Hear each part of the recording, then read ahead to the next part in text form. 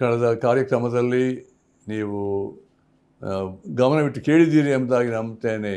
ದೇವರು ತನ್ನ ಮಕ್ಕಳಿಂದ ಅಪೇಕ್ಷಿಸುವಂಥ ಒಂದು ಸಂಗತಿ ಏನಂದರೆ, ನಾವು ಪವಿತ್ರಾತ್ಮನುಸಾರವಾಗಿ ನಡ್ಕೊಳ್ಳಬೇಕು. ಹಳೆಯ ಸ್ವಭಾವಗಳು, ಹಳೆಯ ಕಾರ್ಯಗಳು, ಸಂಗತಿಗಳು ನಮ್ಮ ಮೇಲೆ ಯಾವುದೇ ರೀತಿ ದಬ್ಬಾಳಿಕೆ ಮಾಡದಂತೆ, ಶರೀರದ ಸಂಗತಿಗಳಿಗೆ ಒಳಪಡದೆ, ಅದಕ್ಕೋಸ್ಕರ ಪೌಲನು ಕೊಲೊಸ್ಸೆ ಪತ್ರಿಕೆ ಬರೆಯಬೇಕಾದ್ರೆ ಭೂ ಸಂಬಂಧವಾದ ಭಾವಗಳನ್ನು ಸಾಯಿಸ್ರಿ, ಶರೀರ ಸಂಬಂಧವಾದ ಎಲ್ಲ ಕಾರ್ಯಗಳಿಂದ ನೀವು ದೂರವಾಗಿರಬೇಕು. ಅಂದರೆ ದೇವರು ಇಷ್ಟಪಡುವ ಸಂಗತಿ ನಮ್ಮಲ್ಲಿ ಪ್ರತ್ಯೇಕತೆ ಇರಬೇಕು ಎಂಬುದಾಗಿ. ನಿಮಗೆ ಅಲ್ಲಿ ಕರ್ತವ್ಯ ಇಡಬೇಕಾದ್ರೆ ಪರಲೋಕದಲ್ಲಿರುವ ದೇವರು ಯಾವ ರೀತಿ ಪರಿಶುದ್ಧನಾಗಿದ್ದಾನೋ ಅದೇ ರೀತಿ ನಿಮ್ಮ ಎಲ್ಲ ನಡವಳಿಕೆಯಲ್ಲಿ ಪರಿಶುದ್ಧರಾಗಿರಬೇಕು ಎಂಬುದನ್ನು ಪದೇ ಪದೇ ತಿಳಿಸ್ತಾ ಬಂದಿದ್ದಾನೆ ಎಂಬುದಾಗಿ ನೋಡ್ತೇವೆ. ಆದ್ದರಿಂದ ಜನರು ನಮ್ಮ ನೋಡಬೇಕಾದ್ರೆ ನಾವು ಯಾವ ರೀತಿಯಲ್ಲಿ ನಾವು ಪ್ರತಿಬಿಂಬಿಸ್ತೇವೆ, ಯಾವ ರೀತಿಯಲ್ಲಿ ನಾವು ಕರ್ತನಿಗೆ ಸಂಬಂಧಪಟ್ಟಂಥವರು ನನ್ನ ಮಾತಿನಲ್ಲಿ, ನಮ್ಮ ಕಾರ್ಯದಲ್ಲಿ, ನಮ್ಮ ಜೀವಿತ ಮೂಲಕವಾಗಿ ಅದೇನೆಂದರೆ ಯೇಸು ಕ್ರಿಸ್ತನನ್ನು ಪ್ರತಿಬಿಂಬಿಸುವಂಥ ಒಂದು ಸಂಗತಿ. ಅದು ಅನೇಕ ವೇಳೆ ಸೋತು ಹೋದಂಥ ಸಂಗತಿ. ನಮ್ಮ ಜೀವಿತದಲ್ಲಿ ಸನ್ನಿವೇಶ ಬರುವಾಗ ನಿಜವಾದಂಥ ನಮ್ಮ ಸ್ವಭಾವ ಏನೆಂಬುದಾಗಿ ಗೊತ್ತಾಗ್ತದೆ.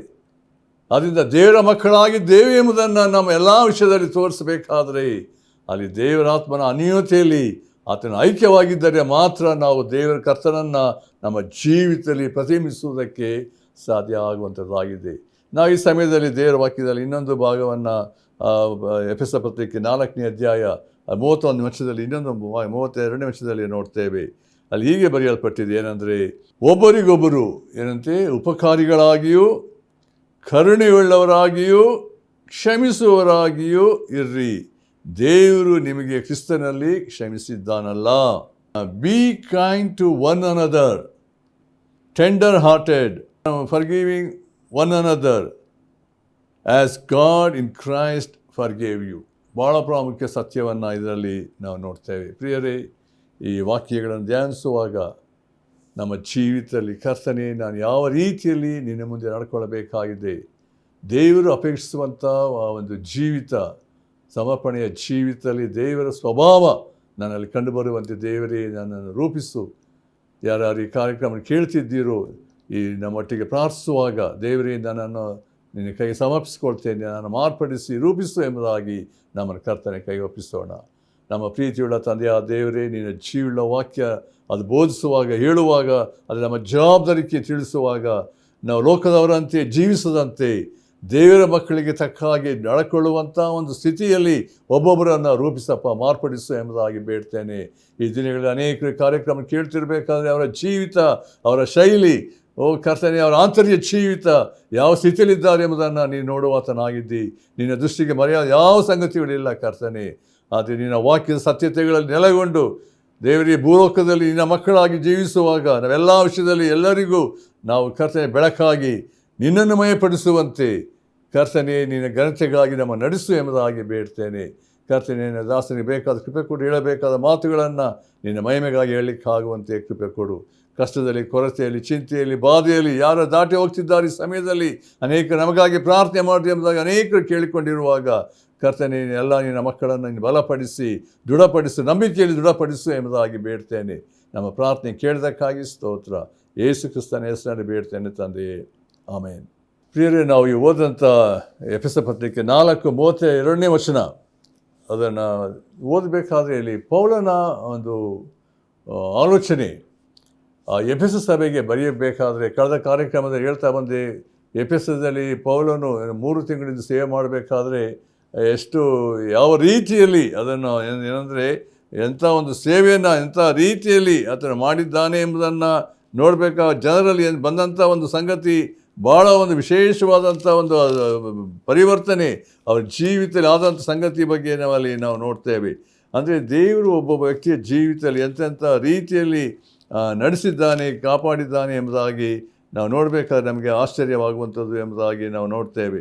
ಅದರಿಂದ ಅಲ್ಲಿ ಪೌಲನು ದೀರ್ಘಕಾಲ ಇದ್ದು 3 ತಿಂಗಳು ಸೇವೆ ಮಾಡಿದಾಗ ಅನೇಕರು ಯೇಸು ಕ್ರಿಸ್ತನ ನಂಬಿದ ಸಮಯದಲ್ಲಿ ಅವರಿಗೆ ಹೆಚ್ಚಿನ ರೀತಿಯಲ್ಲಿ ಆತ್ಮಿಕ ಒಂದು ಫೌಂಡೇಶನ್ ಅವರಿಗೆ ಸ್ಪಷ್ಟವಾಗಿ ದೇವರಾತ್ಮನ ಮೂಲಕವಾಗಿ ನೀವು ಹೇಗೆ ನಡೆದುಕೊಳ್ಳಬೇಕು, ಜೀವಿಸಬೇಕು, ದೇವರ ವಾಕ್ಯದ ಸತ್ಯತೆಗಳನ್ನು ಕ್ರಮವಾದ ರೀತಿಯಲ್ಲಿ ಅವರಿಗೆ ತಿಳಿಯಪಡಿಸುವಂಥ ಸಂಗತಿಗಳನ್ನು ನಾವು ನೋಡ್ತೇವೆ.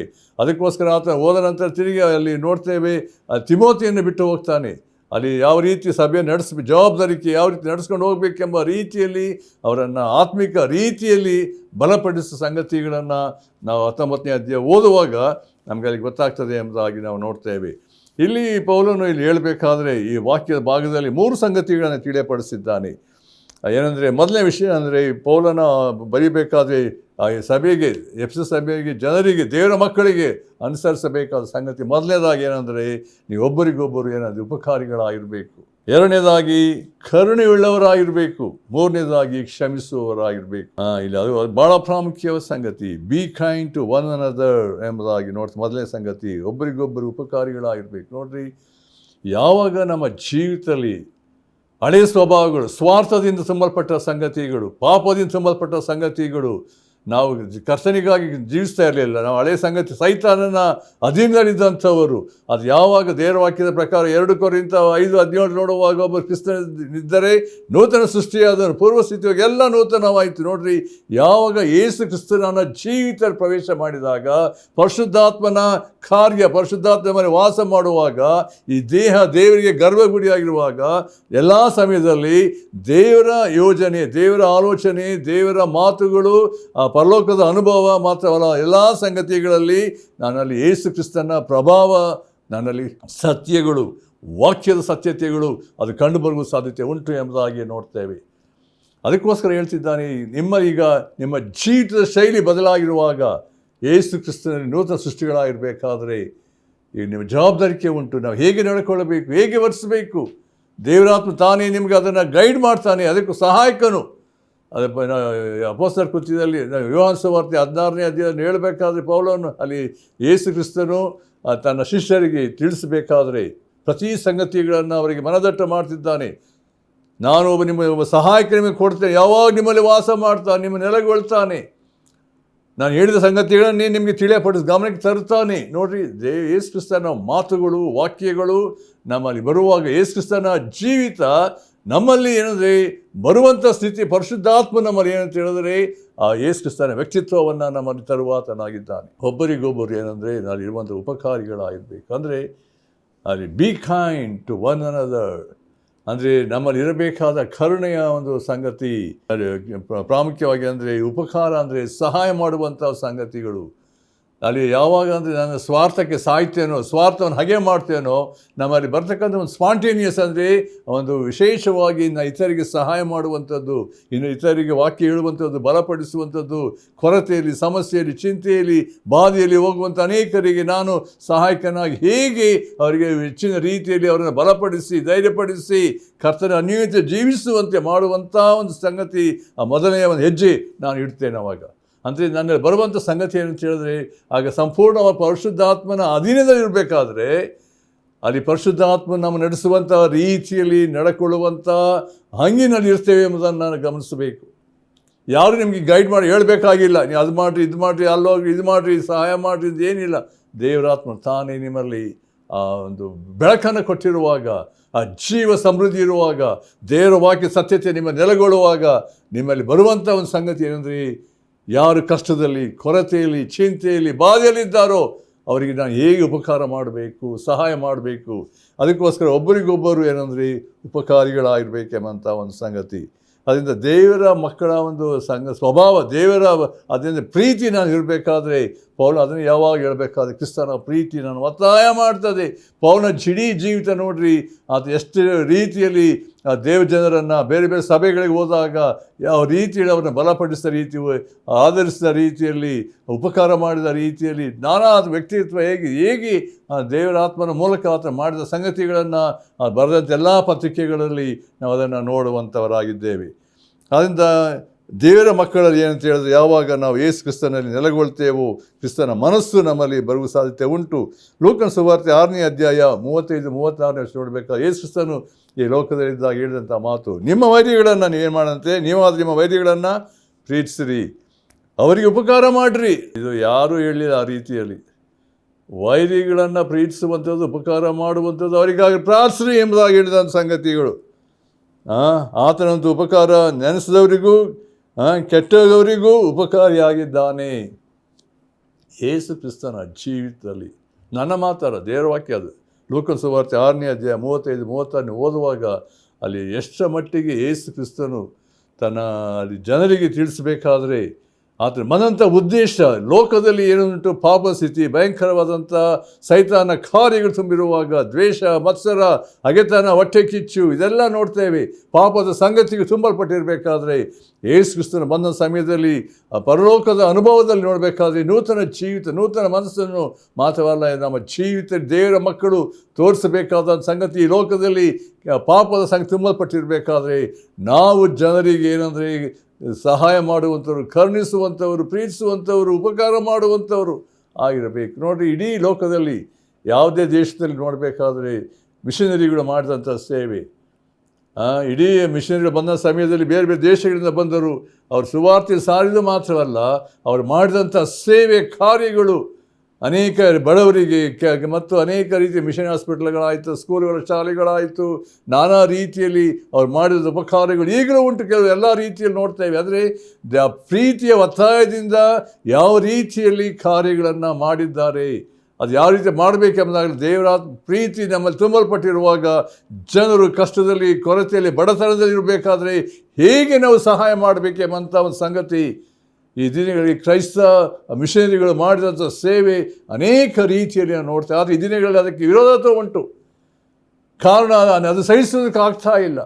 ಈ ದಿನ ಅನೇಕರು ಕ್ರೈಸ್ತ ಶಾಲೆಗಳಲ್ಲಿ, ಹಾಸ್ಪಿಟ್ಲ್ಗಳಲ್ಲಿ ಎಲ್ಲ ಟ್ರೀಟ್ಮೆಂಟ್, ಎಲ್ಲ ರೀತಿಯ ಸೌಲಭ್ಯಗಳು ತೆಗೆದುಕೊಂಡು ಇಂಥ ಒಂದು ಸ್ಥಿತಿಯಲ್ಲಿ ಇದ್ದಾರೆ. ಅದು ಅನೇಕ ವೇಳೆ ಅದನ್ನು ನೆನೆಸಿದಂಥ ಅನೇಕರು ಇದ್ದಾರೆ ಎಂಬುದಾಗಿ ನೋಡ್ತೇವೆ. ಅಂದರೆ ಸೈತಾನ ತರುವಂಥ ಹಗೆತನ, ಸೈತಾನ ಮಾಡುವಂಥ ಯಾವಾಗಲೂ ಅಂತ ಹೇಳಿದ್ರೆ ದ್ವೇಷ, ಹಗೆತನ, ಹೊಟ್ಟೆ ಕಿಚ್ಚು, ಮತ್ಸರ. ಯಾರ್ಯಾರು ದೇವರ ಪ್ರೀತಿಯಲ್ಲಿ ದೇವರ ಕರುಣೆಗೆ ಪಾತ್ರರಾಗಿ ಉಪಕಾರ ಮಾಡಬೇಕಾದ್ರೆ ಅವರನ್ನು ಅನೇಕರು ಕೊಂದು ಹಾಕಿದ್ದಾರೆ ಎಂಬುದಾಗಿ ಸಹ ನೋಡ್ತೇವೆ. ಒರಿಸ್ಸಾದಲ್ಲಿ ಆದಂಥ ಒಂದು ಸಂಗತಿ, ಗ್ರಹಾಮ್ ಸ್ಟೈನ್ ಅದು ಕುಷ್ಠರೋಗಿಗಳ ಮಧ್ಯೆ ಸೇವೆ ಮಾಡಿದಂಥ ವ್ಯಕ್ತಿ, ಯಾರು ಅವ್ರು ಮುಟ್ಟುವುದಿಲ್ಲ, ಸೇವೆ ಮಾಡುವ ಸಾಧ್ಯತೆ ಇಲ್ಲ. ಅಂಥ ವ್ಯಕ್ತಿಗಳ ಮಧ್ಯೆ ಸೇವೆ ಮಾಡಿದಂಥ ಸಮಯದಲ್ಲಿ ಅಂಥವ್ರನ್ನ ನಾಶ ಮಾಡಬೇಕು ಸೈತಾನ. ಅಂಥ ರೀತಿಯಲ್ಲಿ ಈ ದಿನಗಳ ಅನೇಕ ರೀತಿಯಲ್ಲಿ ದೇವರ ಮಕ್ಕಳನ್ನು ಹಗೆ ಮಾಡಿ ಅವರ ನಾಶ ಮಾಡಬೇಕೆಂಬ ಇದೆಲ್ಲ ಸೈತಾನ ಕಾರ್ಯಗಳು ಪ್ರಿಯರೇ. ದೇವರ ಪ್ರೀತಿ, ದೇವರ ಸಂಗತಿಗಳು, ದೇವರ ಮಕ್ಕಳು ಮಾಡುವ ಸಂಗತಿಗಳಿದು ಲೋಕ ಸಹಿಸುವುದಿಲ್ಲ ಎಂಬುದಾಗಿ ನೋಡ್ತೇವೆ. ನಾನು ಹೇಳಬೇಕಾದ್ರೆ ಒಂದು ಸತ್ಯ ಏನಂದರೆ, ದೇವರ ಮಕ್ಕಳು ನಮ್ಮಲ್ಲಿರಬೇಕಾದಂಥ ಗುಣಲಕ್ಷಣ ನಾವು ಇತರಿಗೆ ಏನಂದರೆ ಉಪಕಾರಿಗಳಾಗಿ ನಾವು ಜೀವಿಸಬೇಕೆನ್ನುವಂಥದ್ದು. ನಮ್ಮ ನೆರೆಯವರಿಗಾಗಲಿ, ಯಾರೇ ಯಾರು ಕಷ್ಟದಲ್ಲಿರುವಂಥವರಿಗೆ ಯಾವ ರೀತಿಯಲ್ಲಿ ದೇವರು ನನ್ನನ್ನು ಕರುಣಿಸಿರ್ಬೇಕಾ, ದೇವರು ನನಗೆ ಉಪಕಾರ ಮಾಡಿರಬೇಕಾದ್ರೆ ದೇವರ ಉಪಕಾರ ನೆನೆಸಿದಂಥವನಾಗಿ, ದೇವರಿಗೆ ನಾನು ಇಂಥ ಸ್ಥಿತಿಯಲ್ಲಿದ್ದೆ, ನನ್ನ ಜೀವಿತ ಹಿಂದಿನ ಸ್ಥಿತಿ ಯಾವ ರೀತಿಯಲ್ಲಿದೆ, ಆದರೆ ಯೇಸು ಕ್ರಿಸ್ತನ ಮೂಲಕವಾಗಿ ನನಗೆ ದೊರಕಿದಂಥ ಬಿಡುಗಡೆ, ಉಪಕಾರ ನೆನೆಸಿದಂಥವನಾಗಿ ದೇವರು ಪ್ರೀತಿಸಿದಂಥ ರೀತಿಯನ್ನು ಇತರನ್ನು ಏನಂತೆ ನಾನು ಇತರಿಗೆ ಉಪಕಾರ ಮಾಡುವಂಥ ಒಂದು ಸಂಗತಿ, ಸಹಾಯ ಮಾಡುವಂಥ ಆ ಜೀವಿತ ಹೃದಯ, ಸ್ವಾರ್ಥದಲ್ಲ. ಈ ಸ್ವಾರ್ಥವನ್ನು ನಿರಾಕರಿಸಿ ನಾವು ದೇವರ ಪ್ರೀತಿಯಲ್ಲಿ ಐಕ್ಯವಾಗಿ ಮಾಡಬೇಕಾದ ಸಂಗತಿಗಳು. ಇದನ್ನು ದೇವರ ವಾಕ್ಯ ಅನೇಕ ಭಾಗದಲ್ಲಿ ನಾವು ನೋಡ್ಬೋದು. ಗಲಾತ್ಯ 6ನೇ ಅಧ್ಯಾಯ 9ನೇ ವರ್ಷದ ನೋಡಬೇಕಾದ್ರೆ 9-10 ಹೀಗೆ ನೋಡ್ತೇವೆ, ಒಳ್ಳೆಯದನ್ನು ಮಾಡುವುದರಲ್ಲಿ ಏನಂತೆ ಬೇಸರಗೊಳ್ಳದೇ ಇರೋಣ. ನನ್ನ ಮಾತ್ರ ದೇವರ ವಾಕ್ಯ ಏನಂತೆ, ಯಾಕೆಂದರೆ ಮನಗುಂದದಿದ್ದರೆ ತಕ್ಕ ಸಮಯದಲ್ಲಿ ಬೆಳೆಯನ್ನು ಕೊಯ್ಯುವೆವು. ಆದ್ದರಿಂದ ಸಮಯವಿರಲಾಗಿ ಎಲ್ಲರಿಗೆ ಒಳ್ಳೆಯದನ್ನು ಮಾಡೋಣ, ಮುಖ್ಯವಾಗಿ ಒಂದೇ ಮನೆಯಂತಿರುವ ಕ್ರಿಸ್ತ ನಂಬಿಕೆಯುಳ್ಳವರಿಗೆ ಮಾಡೋಣ. ನೋಡಿ, ದೇವರ ವಾಕ್ಯದ ಬೋಧನೆ ಪೌಲ ಅದನ್ನು ವಿಶೇಷವಾಗಿ ತಿಳಿಸುವಾಗ ನಾವು ಇನ್ನೊಂದು ಭಾಗ ನೋಡ್ತೇವೆ. 2 ಕೊರಿಂಥ 9ನೇ ಅಧ್ಯಾಯದಲ್ಲಿ ಇನ್ನೊಂದು ಮಾತನ್ನು 11ನೇ ವರ್ಷದಲ್ಲಿ ಹೀಗೆ ಉಂಟು, ಹೀಗೆ ನೀವು ಎಲ್ಲ ವಿಷಯಗಳಲ್ಲಿ ಐಶ್ವರ್ಯವಂತರಾಗಿದ್ದು ಉದಾರವಾಗಿ ಕೊಡಶಕ್ತರಾಗಿರಿ. ಇದಲ್ಲದೆ ನಿಮ್ಮ ದಾನಗಳು ನಮ್ಮ ಕೈಯಿಂದ ಇತರರಿಗೆ ಮತ್ತೊಬ್ಬರಿಗೆ ಸೇರಿದಾಗ ದೇವರಿಗೆ ಕೃತಜ್ಞತಾ ಸ್ತುತಿಯನ್ನುಂಟು ಮಾಡುವುದು. ಅಲ್ಲಿ ಇರುವಂಥ ಒಂದು ಸಂಗತಿ ದೇವರ ವಾಕ್ಯದಲ್ಲಿ ಪ್ರತ್ಯೇಕವಾಗಿ ನಮಗೆ ತಿಳಿಸುವಂಥ ಸಂಗತಿಗಳು ಹೇಗೆ ನಾವು ಇತರಿಗೆ ನಾವು 8ನೇ ವರ್ಷದ ಹೀಗೆ ಉಂಟು, ದೇವರು ಸಕಲ ವಿಧವಾದ ದಾನಗಳನ್ನು ನಿಮಗೆ ಧಾರಾಳವಾಗಿ ಅನುಗ್ರಹಿಸುವುದಕ್ಕೆ ಶಕ್ತನಾದ್ದರಿಂದ ನೀವು ಯಾವಾಗಲೂ ಎಲ್ಲ ವಿಷಯಗಳು ಗಮನಿಸ್ರಿ, ನೀವು ಎಲ್ಲ ವಿಷಯಗಳಲ್ಲಿ ಏನಂತೆ ಪರಿಪೂರ್ಣತೆಯುಳ್ಳವರಾಗಿ ಸಕಲ ಸತ್ಕಾರ್ಯಗಳನ್ನು ಹೇರಳವಾಗಿ ಮಾಡುವವರಾಗಿರಬೇಕು. 8ನೇ ವಚನ ಅಲ್ಲಿ ಭಾಳ ಪ್ರಾಮುಖ್ಯ ಸತ್ಯ. ದೇವರ ಮಕ್ಕಳ ಅಂತ ನಾವು ಈ ಲೋಕದಲ್ಲಿ ನಾವು ನಡ್ಕೊಳ್ಳಬೇಕಾದ ರೀತಿಯಲ್ಲಿ, ನಮ್ಮ ಆಲೋಚನೆಯಲ್ಲಿ, ನಮ್ಮ ಕಾರ್ಯದಲ್ಲಿ, ಏನಂದರೆ ನಾವು ಕೊಡಬೇಕಾದಂಥ ವಿಷಯದಲ್ಲಿ ನಾವು ಹೇಗಿರಬೇಕೆಂಬುದನ್ನು ದೇವರ ವಾಕ್ಯದಲ್ಲಿ ಪ್ರತ್ಯೇಕವಾಗಿ ಇದನ್ನು ನಾವು ನೋಡ್ತೇವೆ. ನಾವು ಹಳೆಯ ಒಡಂಬಡಿಕೆಯಲ್ಲಿ ನೋಡಬೇಕಾದ್ರೆ 2 ಸಮುವೇಲ 9ನೇ ಅಧ್ಯಾಯದಲ್ಲಿ ನೋಡಬೇಕಾದ್ರೆ ದಾವೀದನು ತನ್ನ ಸ್ನೇಹಿತನಾದಂಥ ಯೋನಾತಾನನ ಬಗ್ಗೆ ನೆನೆಸಿಕೊಂಡು, ನಾನು ಆತನ ಯಾರ ಕುಟುಂಬದಲ್ಲಿ ಯಾರಾದರೂ ಇದ್ದರೆ ಅವರಿಗೆ ನಾನು ಏನಾದರೂ ಉಪಕಾರ ಮಾಡಬೇಕು ಎಂಬ ರೀತಿಯಲ್ಲಿ ಅಲ್ಲಿ ಏನಾದರೂ ದಾವೀದನ ಮನಸ್ಸಿನಲ್ಲಿ ಬಂತು ಎಂಬುದಾಗಿ ನೋಡ್ತೇವೆ.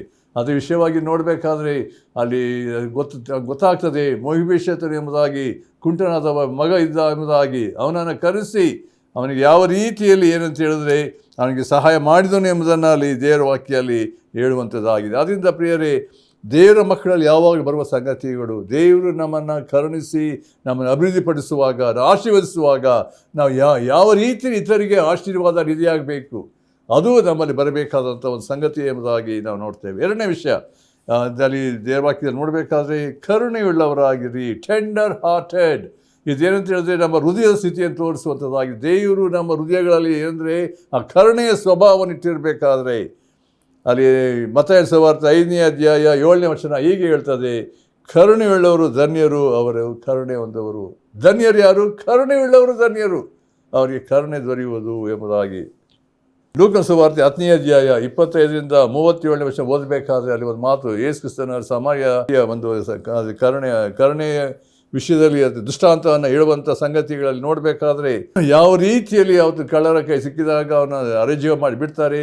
ಎಲ್ಲ ರೀತಿಯಲ್ಲಿ ನೋಡುವಾಗ ಒಬ್ಬ ಲೇವಿಯನು ಯಾಜಕರು ಬಂದು ನೋಡಿ ಹಂಗೆ ಹೋಗ್ತಾರೆ. ಆದರೆ ಒಬ್ಬ ಸಮಾರ್ಯನು ಬರುವಾಗ ಅವನು ನೋಡಿ ಕನಿಕರಿಸಿ ಅವನಿಗೆ ಎಣ್ಣೆ ಹಚ್ಚಿ ಔಷಧಿ ಎಲ್ಲ ಹಾಕಿ ಅವ್ರಿಗೆ ಏನು ಮಾಡ್ತಾನೆ, ತನ್ನ ವಾಹನದಲ್ಲಿ ಹತ್ತಿಸಿ ಛತ್ರಕ್ಕೆ ಹೋಗಿ ಬಿಟ್ಟನು. ಏನಾದರೂ ಅಲ್ಲಿ ಏನು ಹೇಳ್ತಿದ್ದಾನೆ, ಏನಾದರೂ ಎಕ್ಸ್ಪ್ಲೇನ್ ಕೊಡಬೇಕಾದ್ರೆ ತಿರುಗಿ ಬಂದು ಕೊಡ್ತೇನೆ ಎಂಬ ರೀತಿ. ಅಂದರೆ ಅಲ್ಲಿ ಅವನ ಹೃದಯ ಸ್ಥಿತಿ, ಸಹಾಯದ ಸಂಗತಿಗಳು ಅಲ್ಲಿ ಕರ್ತನು ಹೇಳ್ತಿರುವಂಥ ಒಂದು ಸಂಗತಿ ಏನಂದರೆ, ಆ ಸಮಾರ್ಯದವನು ಮಾಡಿದಂಥ ಒಂದು ಉಪಕಾರ ಎಷ್ಟು ವಿಶೇಷವಾಗಿತ್ತು ಎಂಬುದನ್ನು ಆ ವಾಕ್ಯ ಭಾಗದಲ್ಲಿ ನಾವು ನೋಡ್ತೇವೆ. ಪ್ರಿಯರೇ, ಕರುಣೆ ಅಂತ ಹೇಳಬೇಕಾದ ಪರಿಶುದ್ಧಾತ್ಮನ ಒಂದು ಫಲ ಎಂಬುದಾಗಿ ನೋಡ್ತೇವೆ. ನಾವು ಗಲಾತ್ಯ ಪತ್ರಿಕೆಯು ನಾವು ಅದನ್ನು 5:22 ನೋಡಬೇಕಾದ್ರೆ, ಪರಿಶುದ್ಧಾತ್ಮನ ಫಲ ಅಂತ ಹೇಳಿದ್ರೆ ಅದರಲ್ಲಿ ಪ್ರೀತಿ, ಅದೆಲ್ಲ ನಂಬಿಕೆ, ಕರುಣೆ, ಅದೆಲ್ಲ ಒಂದೇ ಒಂದು ಸಂಗತಿಗಳು ಎಂಬುದಾಗಿ ನಾವು ಅದರ ಭಾಗದಲ್ಲಿ ಅದನ್ನು ಓದುವುದಕ್ಕೆ ನಮಗೆ ಸಾಧ್ಯ ಆಗ್ತದೆ ಎಂಬುದಾಗಿ ನಾನು ನೋಡ್ತೇನೆ. ಅದು 22ನೇ ವರ್ಷದಲ್ಲಿ ಹೀಗೆ ನೋಡ್ತೇವೆ. ದೇವರಾತ್ಮನ ಫಲ ಏನಂತ ಹೇಳಿದ್ರೆ, ಪ್ರೀತಿ, ಸಂತೋಷ, ಸಮಾಧಾನ, ದೀರ್ಘಶಾಂತಿ, ದಯೆ, ಉಪಕಾರ, ನಂಬಿಕೆ, ಸಾಧುತ್ವ, ಕ್ಷಮೆ, ದಮೆ ಇಂಥವುಗಳು. ನೋಡಿ, ಇದು ಯಾವಾಗ ಪರಿಶುದ್ಧಾತ್ಮ ನಮ್ಮಲ್ಲಿ ವಾಸಿಸುವಾಗ ನಮ್ಮಲ್ಲಿ ಬರುವಂಥ ಒಂದು ಫಲದ ಸಂಗತಿ ಅಂದರೆ ಯಾವ ರೀತಿ ಎಂಥ ಫಲಗಳನ್ನು ಬಿಡ್ತೇವೆ ಅಂತ ಹೇಳಬೇಕಾದ್ರೆ, ಈ ಕರುಣೆಯ ಫಲ, ಉಪಕಾರದ ಫಲ ನಮ್ಮ ಜೀವಿತದಲ್ಲಿ ಯಾವಾಗಲೂ ಅದು ವ್ಯಕ್ತವಾಗುವ ಸಾಧ್ಯತೆ ಉಂಟು ಎಂಬುದಾಗಿ ನಾವು ನೋಡ್ತೇವೆ. ಇನ್ನೊಂದು ಸಂಗತಿ, ಅದಕ್ಕೋಸ್ಕರ ಪೌಲನು ಹೇಳಬೇಕಾದ್ರೆ 1 ಕೊರಿಂಥ 13:4 ನೋಡುವಾಗ, ಅದು 4ನೇ ವರ್ಷದಲ್ಲಿ ಪ್ರತಿ ಪ್ರೀತಿಯ ಒಂದು ಗುಣಲಕ್ಷಣಗಳು ನೋಡ್ತೇವೆ. ಆ ಪ್ರೀತಿಯ ಬಗ್ಗೆ ಏನಂತೆ, ಪ್ರೀತಿ ಬಹು ತಾಳ್ಮೆಯುಳ್ಳದು, ಪ್ರೀತಿ ಅದೇನಂತೆ ದಯೆ ತೋರಿಸುವುದು, ಬಿ ಕೈಂಡ್ ಎಂಬುದಾಗಿ ನೋಡ್ತೇವೆ. ದೇವರ ಪ್ರೀತಿಯಲ್ಲಿ ಇರಬೇಕಾದ್ರೆ ನಾನು ಇತರಿಗೆ ದಯೆ ತೋರಿಸ್ತೇನೆ. ದೇವರ ಆಶೀರ್ವಾದ ಹೊಂದಿರುವಾಗ ದೇವರ ಪ್ರೀತಿ ನಾನು ಉಂಟು ಎಂದು ಹೇಳಬೇಕಾದ್ರೆ ಆ ಪ್ರೀತಿಯ ಗುಣಲಕ್ಷಣ 1 ಕೊರಿಂಥ 13ನೇ ಅಧ್ಯಾಯ 4-5 ಅದನ್ನು ಸಮಯ ಮಾಡಿಕೊಂಡು ಓದುವಾಗ ನಿಮ್ಗೆ ಗೊತ್ತಾಗ್ತದೆ ಪ್ರೀತಿಯ ಒಂದು ಗುಣಲಕ್ಷಣ ಹೇಗಿರ್ತದೆ. ಪ್ರೀತಿ ಬಹು ತಾಳ್ಮೆಯುಳ್ಳದು. ಅಷ್ಟೇ ಅಲ್ಲ, ಏನಂತೆ ಅದು ದಯೆ ತೋರಿಸ್ತದೆ ಎಂಬುದಾಗಿ ನೋಡ್ತೇವೆ. ಆದರೆ ಎಷ್ಟರ ಮಟ್ಟಿಗೆ ನಮ್ಮ ಜೀವಿತದಲ್ಲಿ ದೇವರಾತ್ಮನ ಕಾರ್ಯ ನಮ್ಮಲ್ಲಿ ಬರುವಾಗ ಅದು ಆಗುವಂಥ ಒಂದು ಸಂಗತಿಗಳು ಏನೆಂಬುದಾಗಿ ಅದನ್ನು ಆಲೋಚಿಸಬೇಕಾದ್ರೆ ನಮ್ಗೆ ಗೊತ್ತಾಗ್ತದೆ. ಅದೇನು ಬಹು ತಾಳ್ಮೆ ದಯೆ ತೋರಿಸ್ತದೆ, ಅದು ಹೊಟ್ಟೆ ಕಿಚ್ಚುಪಡುವುದಿಲ್ಲ,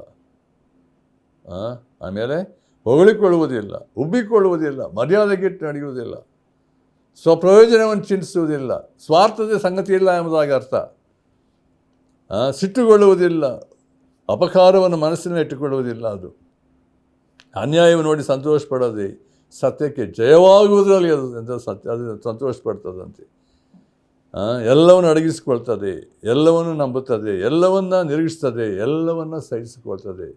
ದೇವರ ಪ್ರೀತಿ ಅಗಪೆ ಲವ್ ಇದೆ. ಪೌಲನು ಹೇಳಬೇಕಾದ್ರೆ ಅದು ನಮ್ಮಲ್ಲಿ ಯಾವಾಗ ಇರಿಸೋದು, ನಮ್ಮ ಜೀವಿತದಲ್ಲಿ ನಾವು ಹೇಗೆ ಇತರಿಗೆ ನಾವು ಯಾವ ರೀತಿಯ ಪ್ರೀತಿಯನ್ನು ವ್ಯಕ್ತಪಡಿಸ್ತೇವೆ, ನಮ್ಮ ಕಾರ್ಯಗಳಲ್ಲಿ ನಮ್ಮ ಜೀವಿತ ಮೂಲಕ ಇದು ಭಾಳ ಪ್ರಾಮುಖ್ಯ ಪ್ರಿಯರೇ. ಕರುಣೆಯುಳ್ಳವರಾಗಿರ್ರಿ. ಪವಿತ್ರಾತ್ಮನ ಫಲ ನಮ್ಮ ಜೀವಿತದಲ್ಲಿ ವ್ಯಕ್ತವಾಗಬೇಕೆನ್ನುವಂಥದ್ದನ್ನು ಅಲ್ಲಿ ಕರ್ತನು ನಮಗೆ ತಿಳಿಯಪಡಿಸಿದ್ದಾನೆ. ಮಾತ್ರವಲ್ಲ, ಮೂರನೇದಾಗಿ ನೋಡಬೇಕಾದ್ರೆ ಅನೇಕ ಸಂಗತಿ ಉಂಟು, ಅದೇ ಕೆಲವು ವಿಷಯಗಳು ಮಾತಾಡಲಿಕ್ಕೆ ಇಷ್ಟಪಡ್ತಾ ಇದ್ದೇನೆ.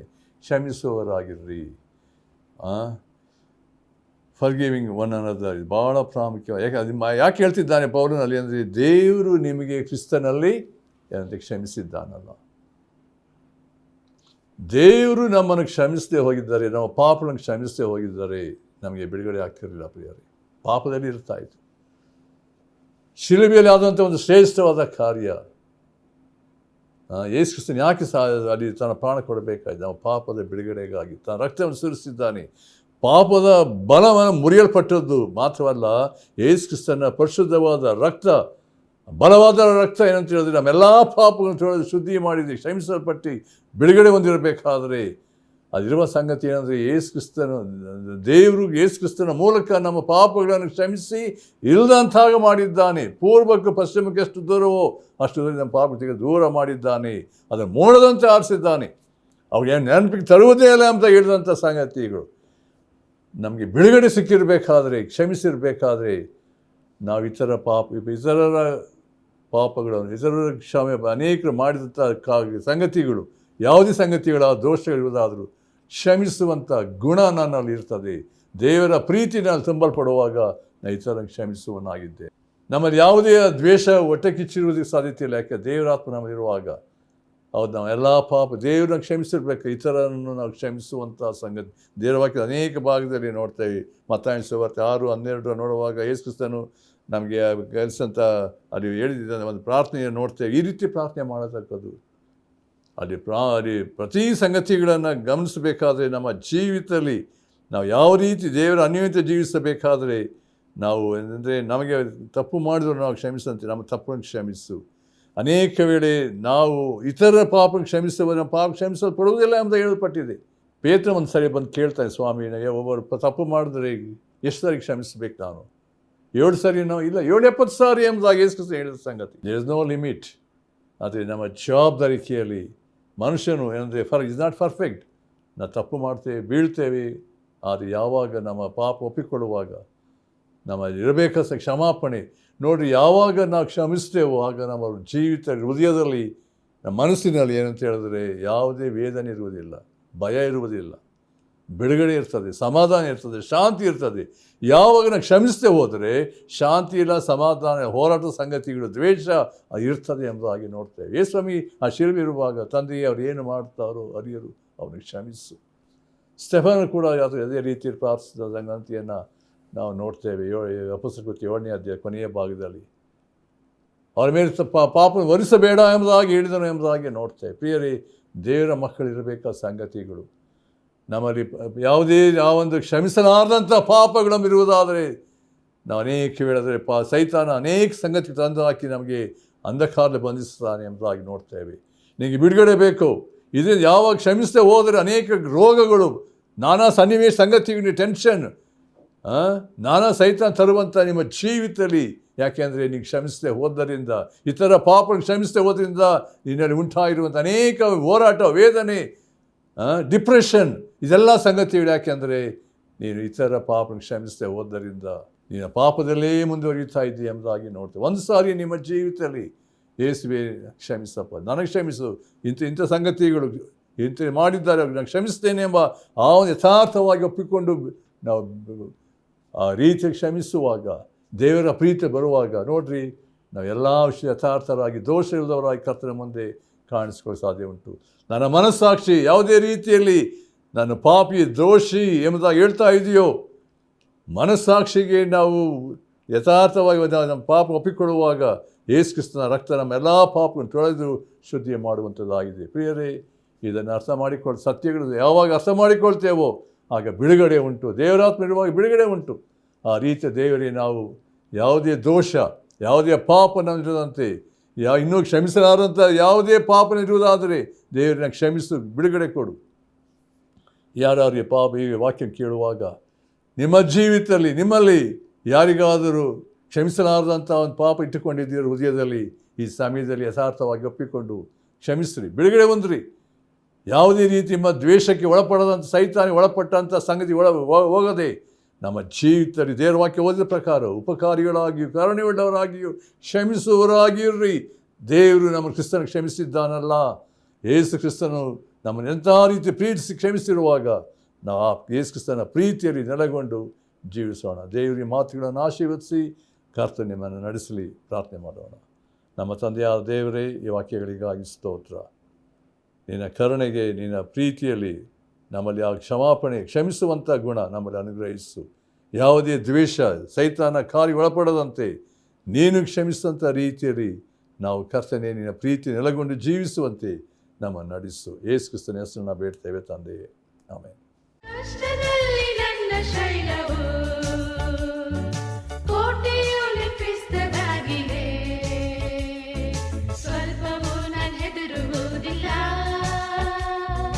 ರಕ್ಷಕನು ನನ್ನ ಸಹಾಯಕ, ಸ್ವಲ್ಪವೂ ನಾನು ಹೆದರುವುದಿಲ್ಲ. ರಕ್ಷಕನು ನನ್ನ ಸಹಾಯಕ, ಯೇಸುವಿನ ಹತ್ರ ಹೇಳುವೆನು ನನ್ನ ದುಃಖ ಕಷ್ಟ